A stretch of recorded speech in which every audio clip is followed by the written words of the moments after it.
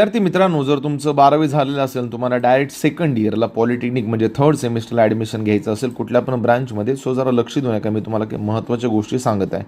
व्हिडिओला सबस्क्राईब करून ठेवा, का कुठलं पण अपडेट आलं तुम्हाला भेटलं पाहिजे. आणि हां, क्लासेससाठी बिंदास आपलं ॲप डाउनलोड करा, वेक्टर एज्युकेशन अंकुश सर, जेणेकरून तुमचा स्टडी थांबला नाही पाहिजे आणि चांगली पर्सेंटेज तुम्हाला भेटली पाहिजे. प्रॉपर नॉलेज पाहिजे असेल, स्टडी मटेरियल पाहिजे असेल, तुम्हाला सगळे कोर्सेस मिळून जातील.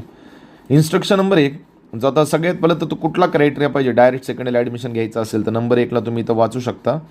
भारताचं सिटिझनशिप पाहिजे, ते तर ऑब्वियसली सगळ्याकडेच असतं. नंबर 2, तुमची 12वी झालेली पाहिजे. मग 12वी सायन्समध्ये कुठले पण सब्जेक्ट असेल तरी चालतं. पहिलं मॅथवाला आलं होतं, आता असं काही नाही, बायो असेल तरी चालतं. इलेक्ट्रॉनिक्सशी रिलेटेड कुठलाही कोर्स असेल तरी चालतं, फक्त आर्ट नसलं पाहिजे.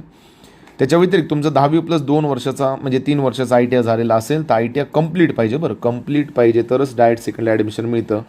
कुठला पण एखादा प्रोफेशनल कोर्स झालेला असेल, 1 वर्षाची इंडस्ट्रियल ट्रेनिंग झाली असेल तरी पण ITIला ॲडमिशन मिळतं. ही जी PDF दिसते ना स्क्रीनवर तुम्हाला, मागल्या वर्षीच्या 2025ची. आता बघा 2025मध्ये ऑनलाईन रजिस्ट्रेशनची डेट ही 20 जून होती. म्हणजे यावर्षी पकडून चाला एक 10 ते 12 दिवसामध्ये ऑनलाईन रजिस्ट्रेशनची प्रोसेस स्टार्ट होऊन जाईल.